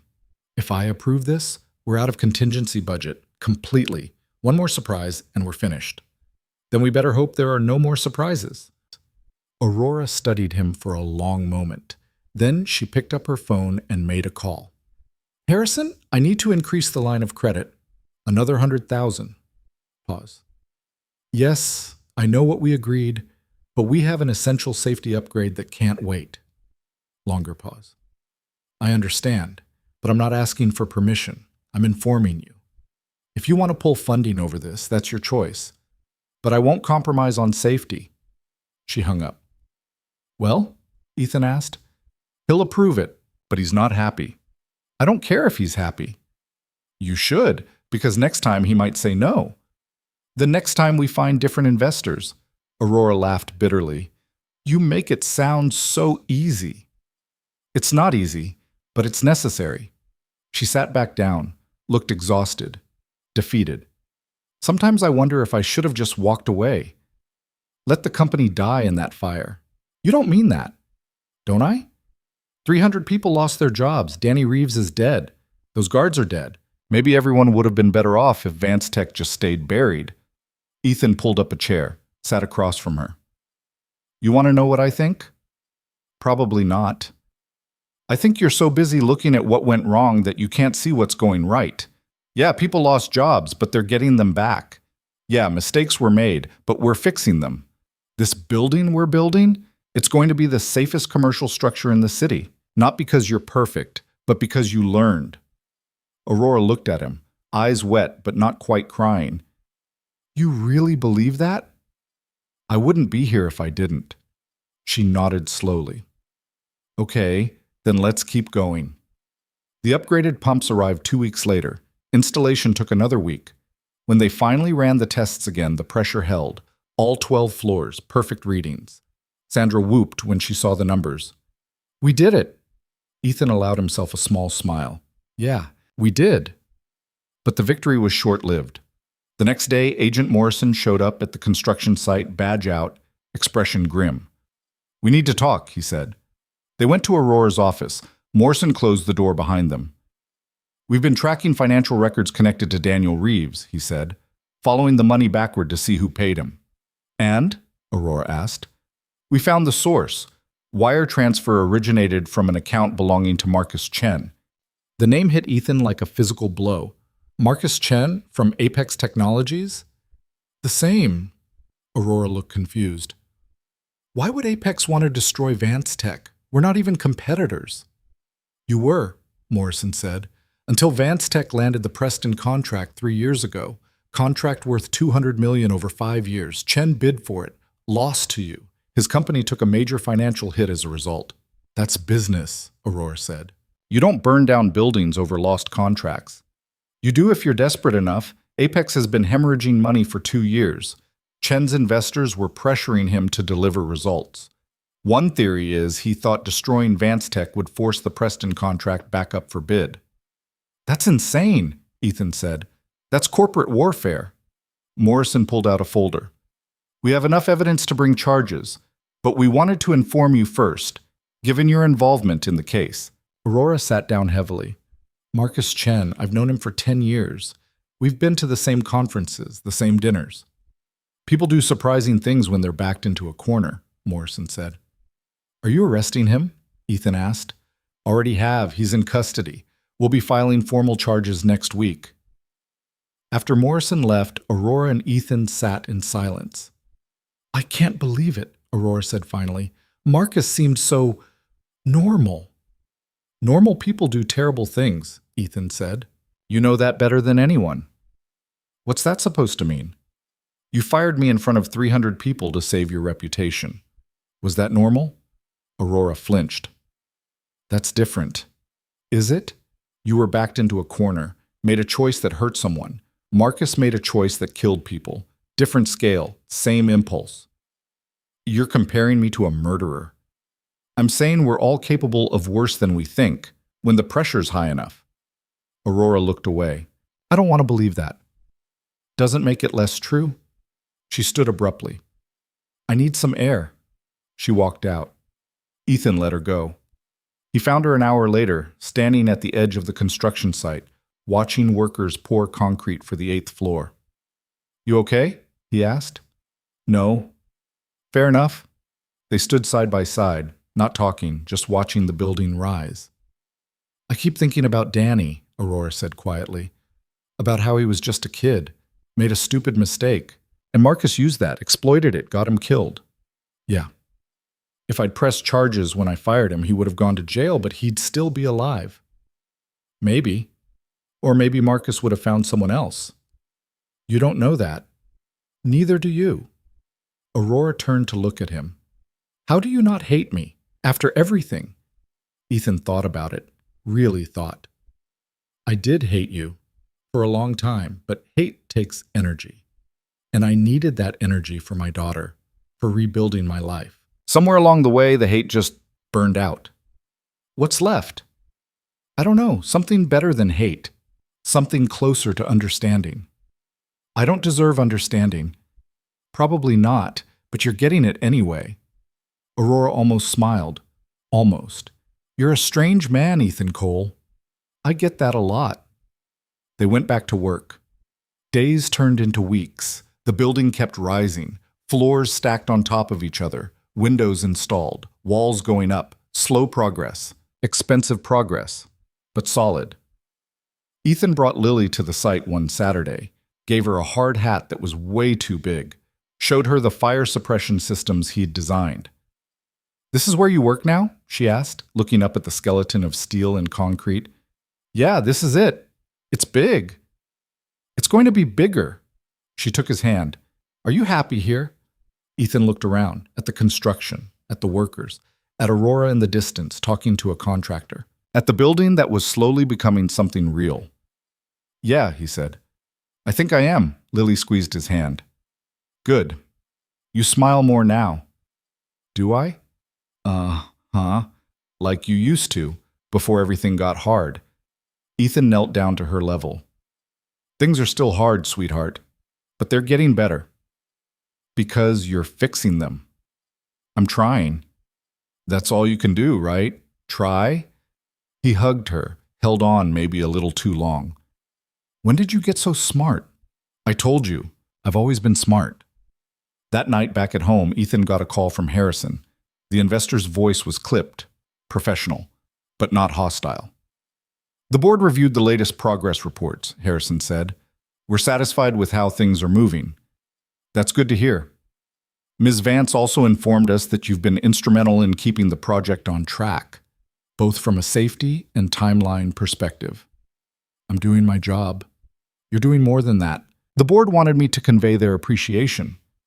Ethan didn't know what to say. Thank you. We're also prepared to approve an extension on the timeline. An additional 3 months should give you the breathing room you need to finish properly. Ethan felt something loosen in his chest. That helps. A lot. We figured it might. Keep up the good work, Mr. Cole. Harrison hung up. Ethan sat there, phone in hand, staring at nothing. 3 more months. Enough time to finish, enough time to do it right. He called Aurora. Did Harrison call you? He asked. Yeah, just now. We got the extension. We got the extension, she repeated. A pause. You know what this means? What? It means we might actually pull this off. Ethan smiled. Yeah, we might. 4 months later, the building was finished. Not perfect, not without problems. They'd run into delays. Material shortages. 100 small crises that threatened to derail everything. But they'd finished. The final inspection took 2 days. Teams of engineers and safety specialists combing through every floor, testing every system, checking every weld and bolt and wire. Ethan barely slept, just paced the site, waiting for someone to find something wrong, waiting for the whole thing to collapse at the finish line. On the 3rd day, the chief inspector, a severe woman named Dr. Patterson, called them into the main conference room. Ethan and Aurora sat across from her. Waiting. Doctor. Patterson opened her folder. pulled out the final report. I have to say, this is one of the most thoroughly engineered buildings I've inspected in 20 years. Ethan felt his heart hammering. And you passed. Full certification, no exceptions. Aurora exhaled like she'd been holding her breath for months. Maybe she had. The fire suppression system alone is remarkable, Dr. Patterson continued. Redundancies on redundancies, Dr. Towern. Emergency systems that could probably survive an earthquake. Whoever designed this took safety very seriously. That would be me, Ethan said. Dr. Patterson smiled slightly. Then congratulations, Mr. Cole, you've built something that will last. After she left, Ethan and Aurora sat in silence. Then Aurora laughed, just burst out laughing. Relief and exhaustion, and something that might have been joy. We did it, she said. We actually did it. Yeah, Ethan said, we did. She reached across the table, offered her hand. Ethan shook it. Thank you, Aurora said, for not giving up, for not walking away, for believing this was possible. Thank you for letting me do it right. It was the least I could do. They sat there a moment longer, the weight of the past year settling around them. What happens now? Aurora asked. Now we open. Bring people back. Start over. Just like that? Just like that, Aurora nodded. Okay, then let's get to work. The grand opening was scheduled for a Thursday in October. Aurora wanted fanfare, ribbon cutting, press coverage, the whole performance. Ethan just wanted the doors to open without anything catching fire. They compromised. Small ceremony, local media only, no politicians making speeches, just employees coming back to work in a building that wouldn't kill them. Ethan stood in the lobby at 6 a.m, watching the sunrise spill through floor-to-ceiling windows. The space smelled like fresh paint and new carpet. Everything gleamed, clean lines, modern fixtures. Nothing like the old Vance Tech Tower, but maybe that was the point. You're here early, Aurora said behind him. He turned. She was dressed for the cameras, dark suit, heels, hair pulled back, professional, put together. The limp was barely noticeable now. Wanted to check everything one more time, Ethan said. You've checked everything 100 times. Then this is 101. Aurora walked to stand beside him, looking out at the city waking up beyond the glass. Are you nervous? No. Liar. Fine. A little. Me too. They stood in silence for a moment. Outside, cars started filling the streets, people heading to work. Life moving forward like it always did, indifferent to whether Vance Tech succeeded or failed. I keep waiting for something to go wrong, Aurora said quietly. Keeps me up at night, wondering if we missed something. If there's some flaw we didn't catch. There's always something, Ethan said. No building's perfect. But we did the work. Built in the redundancies. This place is as safe as I know how to make it. Is that enough? Has to be. Aurora nodded, checked her watch. Doors open in 2 hours, press arrives in 1. You ready? As I'll ever be.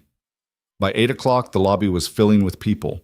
Employees who'd been out of work for over a year, coming back to reclaim their lives. Some looked excited. Others just looked relieved. A few watched Ethan with curiosity, probably wondering what the delivery driver was doing standing next to their CEO. The press showed up right on schedule. 3 local news crews and a handful of reporters.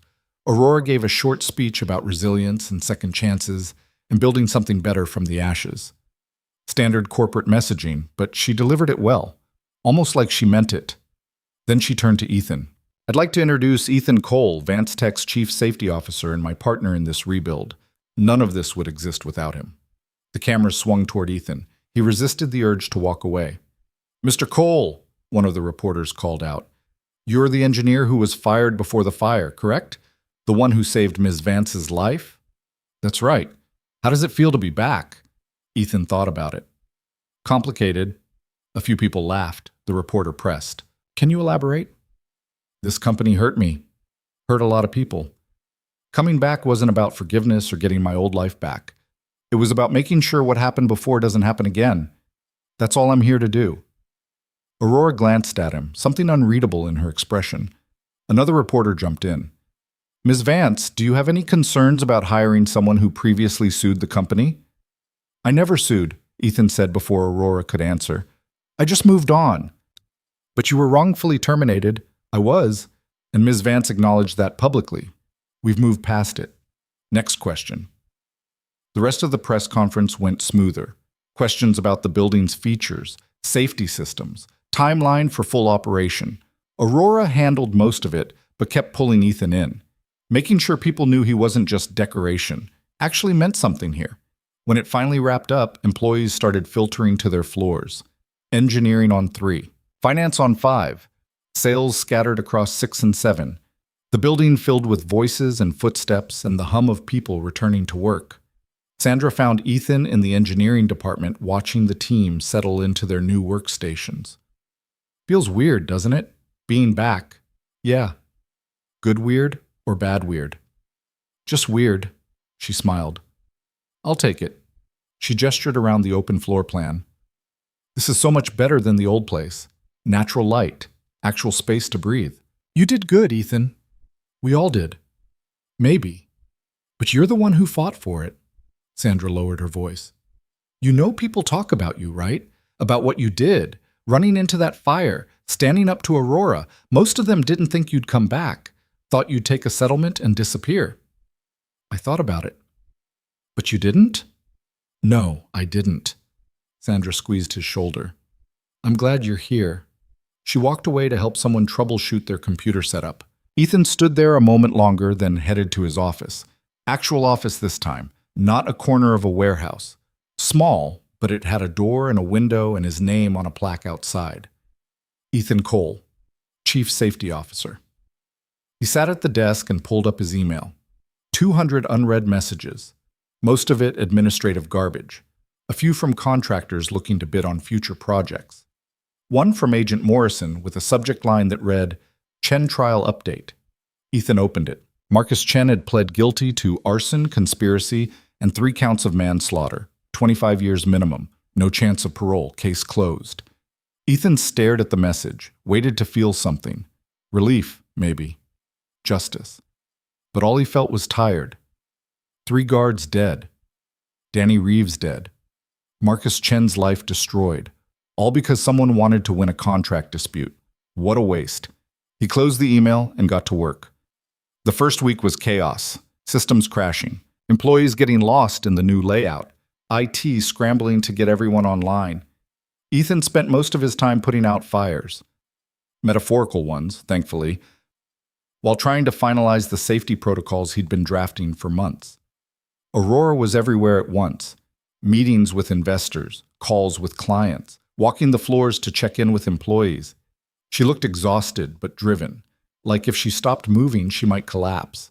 They crossed paths in the hallway on Friday afternoon, both heading in opposite directions. How's it going?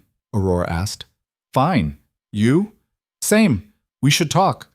About the quarterly review. When? Monday work? Yeah, Monday's fine. They kept walking. 5 steps later, Aurora stopped. Ethan?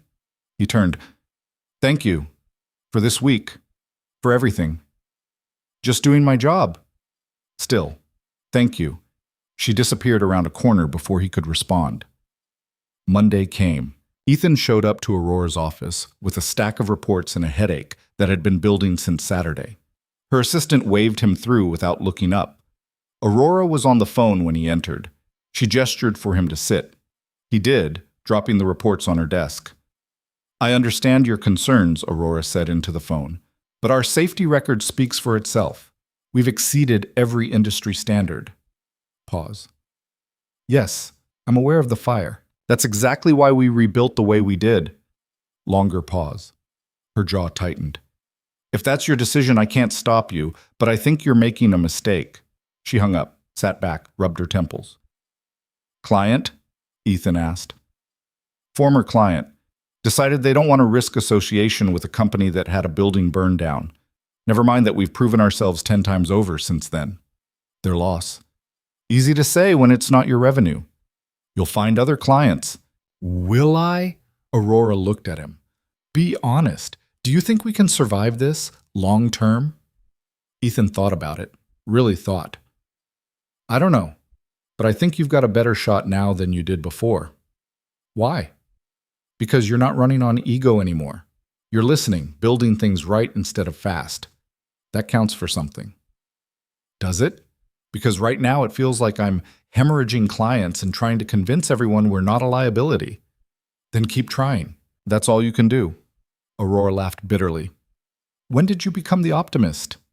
I'm not an optimist, I'm just stubborn. That makes two of us. They dove into the quarterly review. Numbers mostly looked good. Expenses high but manageable. Revenue slow but steady. Employee retention better than expected. A few people had left. Couldn't handle coming back to Vance Tech after everything, but most stayed. We're projecting break-even by end of next quarter, Aurora said, pointing to a spreadsheet. Profitability 6 months after that if we can land a few major contracts. What about the Preston contract, the one Marcus Chen wanted? Still ours, for now, but they're watching us closely. Any hint of instability and they'll walk. Then don't give them a hint. Easier said than done when half the business press is writing think pieces about whether we'll survive the year. Ethan leaned back. You care too much what people think. I care about keeping this company alive. Same thing sometimes, but not always. Aurora set down her pen. What would you do if you were in my position? I'm not in your position. Hypothetically. Ethan considered. I'd stop trying to prove we're the same company we were before. We're not. We're something different now. Better, hopefully. Market that. Show clients we learned. That we're safer, more reliable, worth the investment because we're not cutting corners anymore. That's basically what I've been doing. Then keep doing it. Louder. Aurora almost smiled. You know, you're not bad at this business strategy stuff. Don't get used to it. I'm an engineer, not a consultant. Could have fooled me. They wrapped up the meeting. Ethan gathered his reports and headed for the door. Ethan, Aurora said. He paused. I meant what I said at the opening. None of this exists without you. I know you don't want to hear it, but it's true. You would have figured something out. Maybe. But it wouldn't have been this. Wouldn't have been right. Ethan didn't know what to say to that, so he just nodded and left. That night, he took Lily to a park near their apartment. She climbed on the jungle gym while he sat on a bench, watching the sunset paint the sky in shades of orange and pink. His phone buzzed. Text from an unknown number.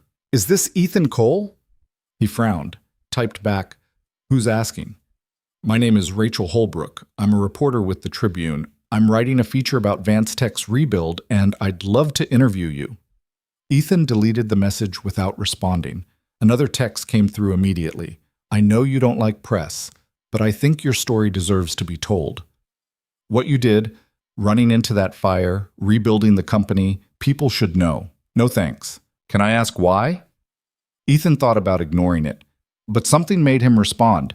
Because it's not a story, it's just life. People do hard things every day. Doesn't make them special. It does when most people would have walked away. Then maybe you should write about them instead. He blocked the number. Dad, Lily called from the top of the jungle gym. Watch this. She slid down the pole, landing with a thud in the wood chips, looked up at him with a huge grin. Very impressive, Ethan said. She ran over, breathless. Can we get ice cream? It's almost dinner time. Please? He looked at her, 7 years old and already knew how to work him. Fine, but just this once. You always say that, and I always mean it. They walked to the ice cream shop 2 blocks away. Lily got chocolate. Ethan got nothing, just watched her eat while they sat on a bench outside. Are you happy, Dad? She asked suddenly. The question caught him off guard. What do you mean? At your job. Are you happy?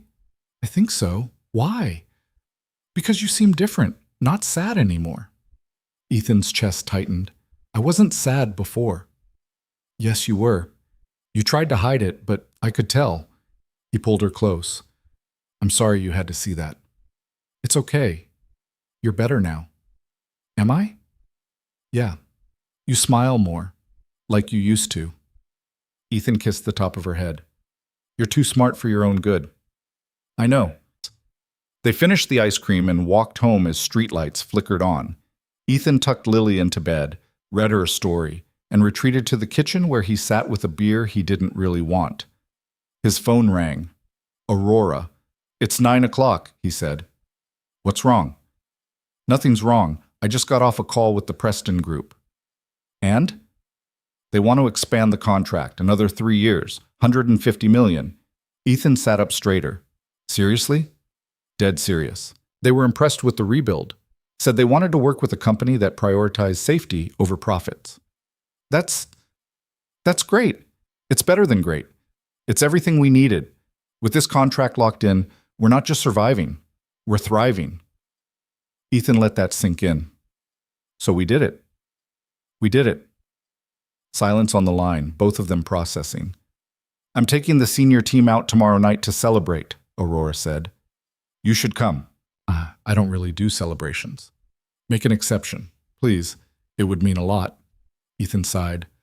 Fine, but nothing fancy. Deal. The restaurant was fancy anyway. White tablecloths, wine list thicker than most books. Private room in the back where Aurora had gathered about 20 people. Senior engineers, department heads, key investors.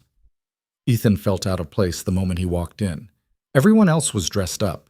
He was wearing the same button-down he'd worn to work. Sandra spotted him and waved him over. You made it. Barely. Come on, it's not that bad. Easy for you to say. You fit in here. No, I don't. I'm just better at pretending. They took their seats. Aurora stood at the head of the table, wine glass in hand. The room quieted. I want to thank everyone here tonight, she said. This past year has been the hardest of my life. Watching the company I built burn down, watching people lose their jobs, knowing I'd made mistakes that cost lives. She paused. But you all stuck with me, helped me rebuild. And now we're not just back, we're better than we've ever been. People applauded. Aurora held up a hand. But there's one person who deserves more credit than anyone. Someone who had every reason to walk away and never look back. Instead, he ran into a burning building, saved my life, then helped me build something that will actually last. She looked directly at Ethan. Ethan Cole, would you stand up? Ethan wanted to disappear. Instead, he stood. Everyone applauded again, louder this time. I don't have a speech prepared, Aurora continued, because words aren't enough. But I want everyone in this room to know that without Ethan, Vance Tech wouldn't exist. The building wouldn't exist, and I probably wouldn't exist, so thank you for everything. More applause. Ethan sat down as quickly as possible, face burning. Sandra leaned over. You okay? No. Want to bail. Desperately. Give it 30 minutes, then we'll sneak out together. 30 minutes turned into 2 hours. Dinner, speeches, toasts. By the time Ethan finally escaped to the parking lot, his head was pounding and he just wanted to go home. Aurora caught him before he reached his car. Leaving without saying goodbye? She asked. I said goodbye, you were talking to Harrison. Fair point. She walked closer. Did you hate tonight? Hate's a strong word, but accurate? I just don't like being the center of attention. Too bad. You earned it. Ethan unlocked his car door. I didn't do this for recognition. I know. That's what makes it worth recognizing. He climbed into the driver's seat. Aurora leaned on the door frame, looking at him with an expression he couldn't quite read. What? He asked. Nothing. Just thinking. About? About how different things could have been. If you'd walked away that night. If you'd let me die in that fire. Don't. I'm serious. You saved my life. And then you saved my company. I don't know how to repay that. You don't need to repay it. Yes, I do. Because what I did to you is in the past. We've been over this. Have we? Because sometimes I look at you and I wonder if you really forgave me or if you're just too tired to stay angry. Ethan was quiet for a long moment. Honestly, I don't know. Forgiveness is complicated. Some days I think I'm over it. Other days I remember standing in that conference room while you destroyed my career and I want to walk away from all of this. He looked up at her. But I don't. Because my daughter needs to see that you can work with people who hurt you, that you can build something good even when everything feels broken. So maybe that's not forgiveness. Maybe it's just survival. But it's enough. Aurora's eyes were wet. She blinked the tears back. You're a better person than I deserve. Probably. She laughed, watery but real. Drive safe, Ethan. You too. He drove home through quiet streets, the city settling into sleep around him. When he got to his apartment, he stood outside Lily's door for a moment, listening to her breathe. Building something good even when everything feels broken. Yeah, he could do that. The next 6 months passed in a blur. Contracts signed, revenue climbing, the building filling with more employees every week. Vance Tech wasn't just surviving anymore, it was growing. Ethan threw himself into the work, developed new safety protocols, consulted on other companies' building projects, started teaching a class at the local college on structural engineering and disaster prevention. He was busy, fulfilled even, but something still felt incomplete. One afternoon in March, Aurora knocked on his office door. "Got a minute?" she asked. "Sure. What's up?" She sat down across from his desk. "I've been thinking about the future, where the company goes from here." "Okay. We're stable now, profitable. But I don't want to just maintain. I want to grow, expand into new markets, take on bigger projects." "Sounds ambitious." "It is, and I can't do it alone." She paused. "I want you to be COO." Ethan blinked. "What?" "Chief Operating Officer. Full executive authority, equal partnership, just like we talked about. But formalized, official." "Aurora, before you say no, just listen. You've proven yourself over and over. People trust you, clients trust you, and I trust you. I need someone who can help me run this company the right way. Someone who won't let me cut corners or chase profits at the expense of safety. That's you." Ethan leaned back. "I'm an engineer, not an executive." "You're both, whether you admit it or not. I have a daughter. I can't work 80-hour weeks. Then we make it flexible. You set your hours, work from home when you need to. I don't care about FaceTime. I care about having the right person in the role." Ethan looked at her, really looked. She wasn't the same woman who'd fired him a year and a half ago. The arrogance was gone, replaced with something harder, more honest. "Can I think about it?" he asked. "Take all the time you need." She left. Ethan sat alone in his office, staring at nothing. COO, partner, leader, everything he'd lost when she fired him. Everything he'd thought was gone forever. And now she was offering it back. He thought about it for 3 days. Talked to Lily. Talked to Sandra. Talked to himself in the mirror at 2 a.m. when sleep wouldn't come. Finally, he walked into Aurora's office and said yes. They shook hands, made it official, sent out the press release that afternoon. Ethan Cole named Chief Operating Officer of Vance Tech Industries. The response was immediate. Congratulations from colleagues. Interview requests from business publications. Messages from people he hadn't heard from in years. He ignored most of it, just focused on the work. Because that's what mattered. Not titles, not recognition. The work. Building something that would last, something his daughter could be proud of, something worth the cost. 1 year later, Ethan stood in the Vance Tech boardroom on the 15th floor, looking down at the city sprawled below. Spring morning light filtered through the windows, washing everything in gold. Behind him, the board members took their seats. Harrison, Margaret, 3 others whose names he'd finally learned. Aurora sat at the head of the table, tablet open, ready for the quarterly presentation. "Ethan," she said. "You ready?" He turned from the window. "Yeah, let's do this." The numbers told a story he still couldn't quite believe. Revenue up 40% year over year. Client retention at 93%. Employee satisfaction scores the highest in company history. 3 new contracts in the pipeline, each worth over $50 million. Vance Tech wasn't just surviving, it was thriving. Harrison leaned back in his chair when Ethan finished. Impressive, very impressive. "Thank you. I'll admit, when Ms. Vance first brought you on, I had doubts. Thought it was sentiment, guilt, maybe. Hiring back the man she'd wronged." Harrison smiled slightly. "I was wrong. You've been exactly what this company needed." "We both have," Ethan said, glancing at Aurora. "Couldn't have done it alone." Margaret spoke up. "What's the plan for expansion? You mentioned new markets in the briefing materials." Aurora took over. "We're looking at healthcare facilities, hospitals, research centers, places where safety isn't just a priority, it's life or death." "That's a competitive space," one of the other board members said. "Established players, hard to break in." Maybe, Ethan said. But we've got something they don't. A proven track record of doing it right. Of not cutting corners. After what happened with our building, we can't afford to be anything less than perfect.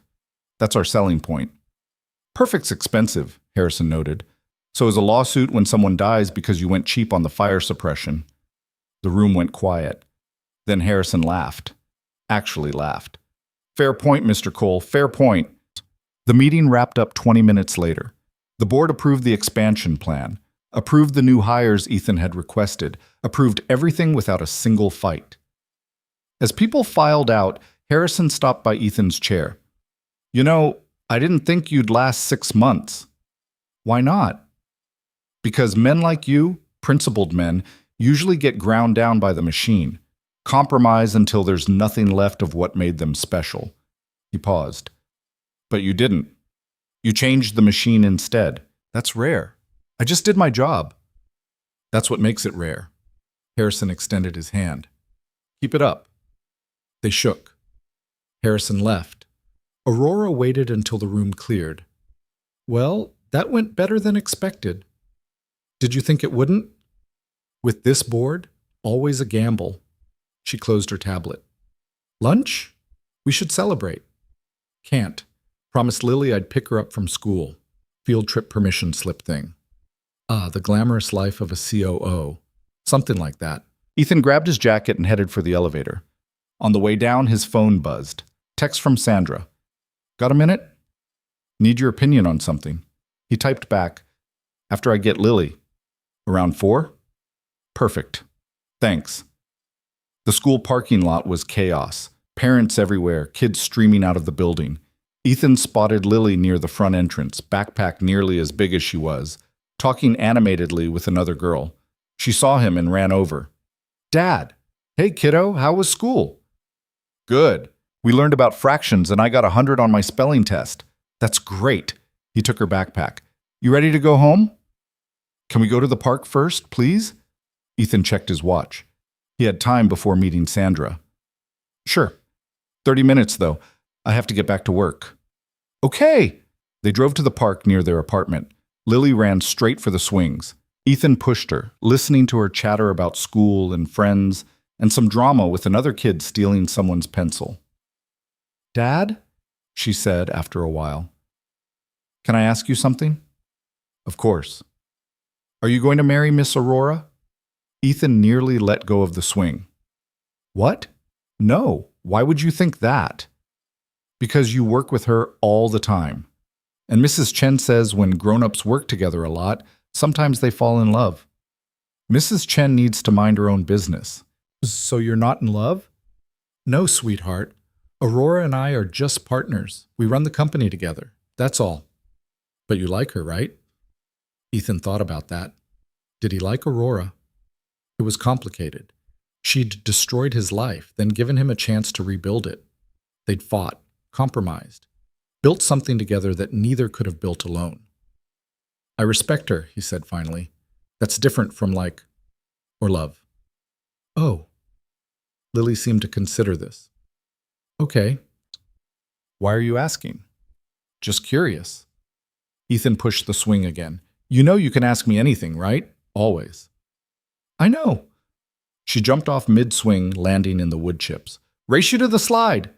She took off running. Ethan followed, slower, watching his daughter climb the ladder and disappear down the other side, laughing the whole way. This was what mattered. Not board meetings or quarterly reports or expansion plans, just Lily, happy, safe, growing up in a world that felt stable again. They stayed at the park until 3:30, then drove back to the office. Ethan brought Lily with him. She had homework to do anyway, and the break room had better snacks than home. He found Sandra in the engineering lab, hunched over blueprints for a hospital project they were bidding on. What's up? Ethan asked. Sandra pointed to a section of the design. The contractor wants to reduce the emergency generator capacity. Says it's overkill for a facility this size. What do the codes say? Codes say minimum is 2 backup generators. We spec'd 4. Then we keep 4. I agree, but the contractor's pushing back, says it'll blow the budget. Ethan studied the blueprints. This is a hospital. If power goes out, people die. I don't care what the contractor says. We're not reducing capacity. That's what I thought. Just wanted confirmation. You've got it. Ethan rolled up the blueprints. Tell the contractor if he can't meet our specs, we'll find someone who can. Sandra grinned. I love when you get all decisive. Very COO of you. Don't start. Too late. You're management now. Embrace it. She walked off, already pulling out her phone to call the contractor. Ethan headed back to his office, where Lily had set up camp at his desk, coloring book spread out, tongue poking out in concentration. How's the homework? He asked. Done. Now I'm drawing. What are you drawing? She held up the picture, a building, people standing in front of it, one tall figure, one small. It's you and me at your work. Ethan's chest tightened. That's really good, sweetheart. Can I hang it in your office? Absolutely. He found tape in his desk drawer and stuck the drawing on the wall beside his engineering degree. Lily beamed. His phone rang. Aurora. Yeah? Can you come to my office? Something came up. On my way. He told Lily to stay put, promised he'd be back in 10 minutes, and headed to the executive floor. Aurora's door was open. She was standing by the window, arms crossed, staring out at the city. What's wrong? Ethan asked. She turned. I got a call from Preston Group. They want to accelerate the timeline on the hospital project. Move the completion date up by 6 months. That's impossible. I know. But they're willing to pay a 20% premium if we can do it. We can't. Not safely. I told them that. They said other contractors can. Ethan felt something cold settle in his stomach. And what did you say? I said I'd talk to you. Aurora, I'm not saying we do it. I'm saying we consider it. 20% is a lot of money. Money we could use to expand faster, hire more people, take on more projects. Or we could do this project right and not kill anyone in the process. Aurora's jaw tightened. Don't do that. Do what? Act like I'm the same person who cut corners before. I'm not. I learned. That's why I'm talking to you instead of just saying yes. Ethan forced himself to calm down. You're right. I'm sorry. But you still think we should turn it down? I think 6 months isn't enough time to do this safely. Even with unlimited money, the systems need time to install, to test, to integrate. We rush that, something fails. And when something fails in a hospital, people die. Aurora was quiet for a long moment. Then she nodded. Okay, I'll tell them no. Really? Really. You're right. We can't compromise on this. Even for 20%. Ethan exhaled. Thank you. Don't thank me. This is what partners do. Keep each other honest. He headed back to his office, where Lily was now playing games on his computer. She looked up when he entered. Everything okay? Yeah, everything's fine. You look worried. I'm not worried, just thinking. She studied him with those two perceptive eyes. About work stuff. Yeah, work stuff. Are you going to quit? The question caught him off guard. Why would I quit? Because sometimes you look sad, like you used to when you were delivering packages. Ethan knelt down beside her chair. I'm not sad, sweetheart. Sometimes work is just hard. But that doesn't mean I want to leave. Promise? Promise. She hugged him, tight, like she was afraid he might disappear. Hey, he said softly. I'm not going anywhere, okay? Okay. They went home an hour later, made dinner together, mac and cheese from a box because neither of them felt like cooking, watched a movie, went through the bedtime routine. When Lily was finally asleep, Ethan sat on the couch with a beer and his laptop, responding to emails he'd ignored all day. Most were administrative. A few required actual thought. One was from Agent Morrison. Subject line, thought you'd want to know. Ethan opened it. Marcus Chen had died in prison. Heart attack. No foul play suspected. Ethan stared at the message for a long time. He didn't feel sad, didn't feel relief, just felt tired. Tired of the whole thing, the fire, the deaths, the trials and investigations and endless reminders of everything that went wrong. He closed the laptop, finished his beer, went to bed. The next morning, he told Aurora about Chen. Good riddance, she said. Is it, though? You don't think so? I don't know what I think. He killed people, destroyed lives. He deserved prison. But now he's dead and nothing's different. The people he killed are still dead. Danny Reeves is still dead. It doesn't fix anything. Aurora set down her coffee. What do you want? Closure? Justice? Because neither of those exist. Not really. Then what are we doing? Building this company, following all these rules, trying to do everything right? If nothing matters in the end, what's the point? The point is that it matters now. To the people working here, to the clients who trust us, to your daughter, who gets to see her father build something good. That sounds like a speech. It's the truth. Ethan looked out the window at the city. I'm tired, Aurora, of fighting, of proving myself, of waiting for the next disaster. So what do you want to do? I don't know. We'll figure it out. Because I need you here. The company needs you. What if I need something else? Aurora was quiet. Then you do what you need to do, and I'll figure it out. Ethan went home early that day, picked up Lily from school, took her to the park again, watched her play, carefree and happy, while he sat on a bench trying to figure out what he wanted from his life. That night, after Lily went to bed, he made a list. Actual pen and paper, old school. Things he was good at. Engineering, safety systems, teaching, problem solving. Things he enjoyed, spending time with Lily. Building things that mattered, knowing his work kept people safe.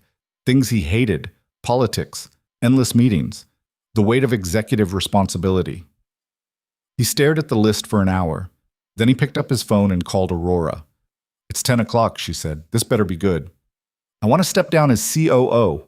Silence on the other end. Then, okay, why?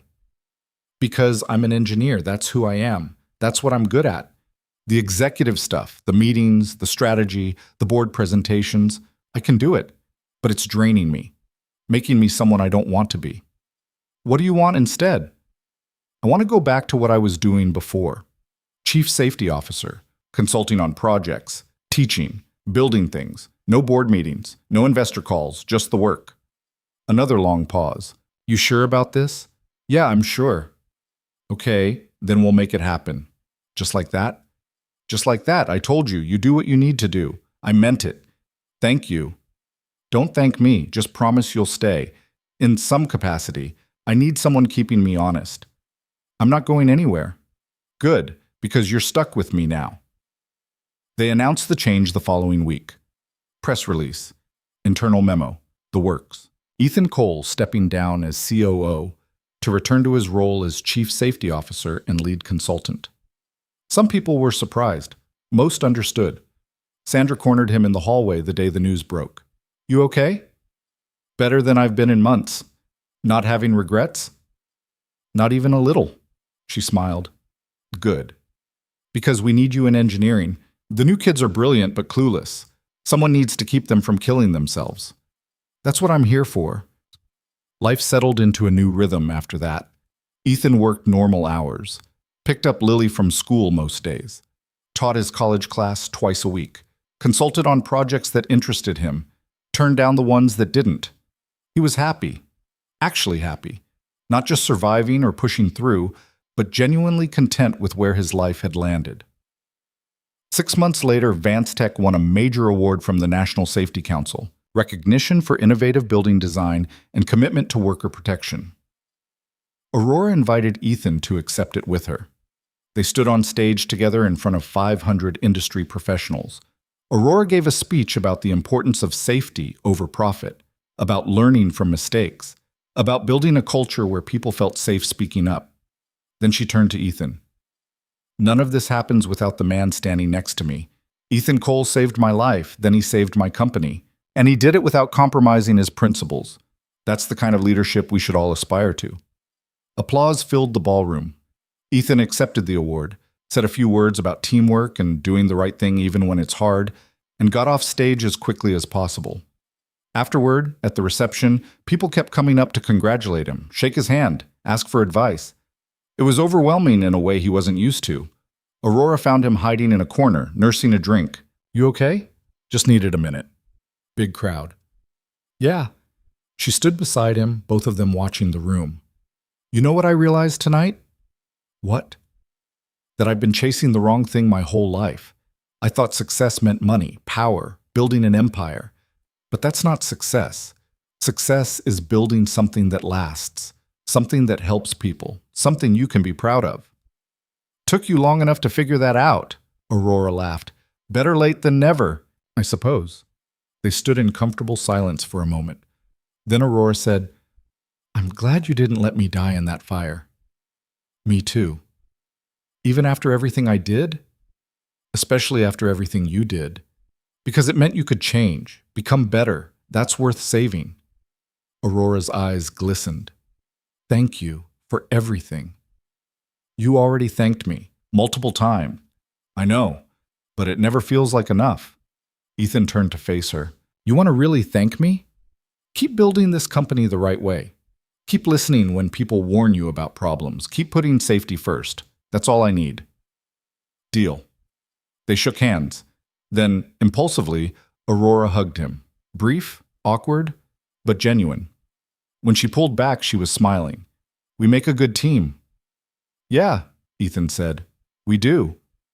2 years later, Ethan stood in the lobby of Vance Tech headquarters, watching Lily race around showing her friends where her dad worked. She was 9 now, taller, more confident, still too smart for her own good.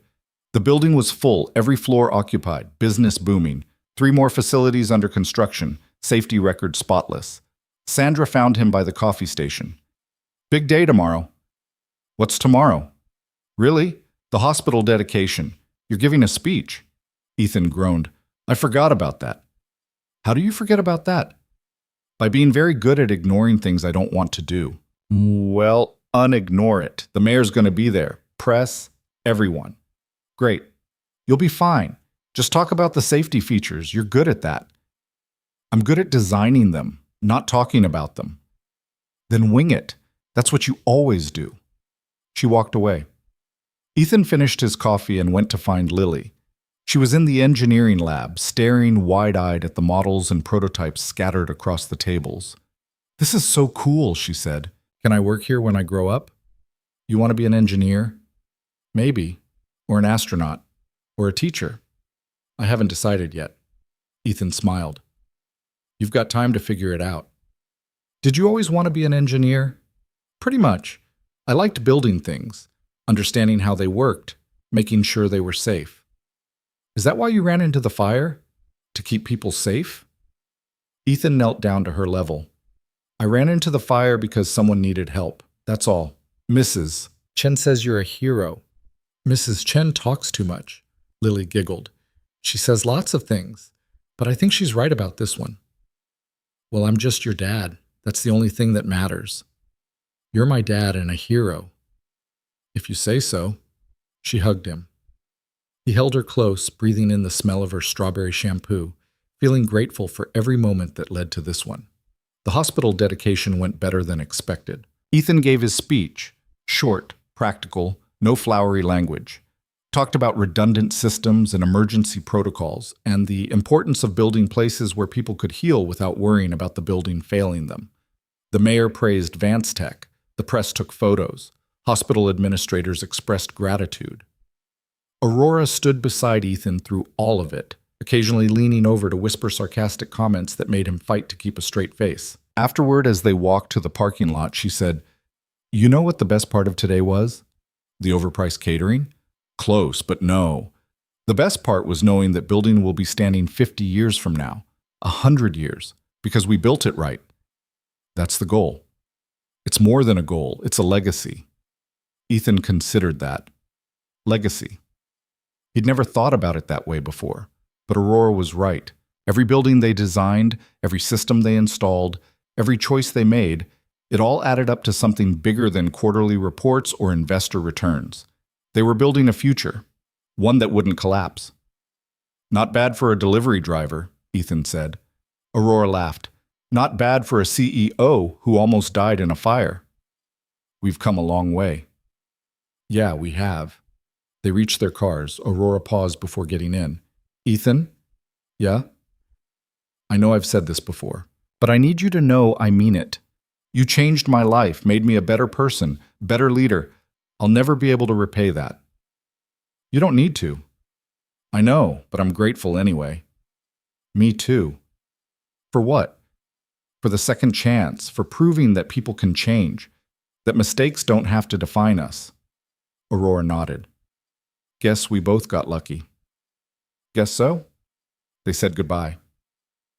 Ethan drove home, where Lily was waiting with Mrs. Chen, homework spread across the kitchen table.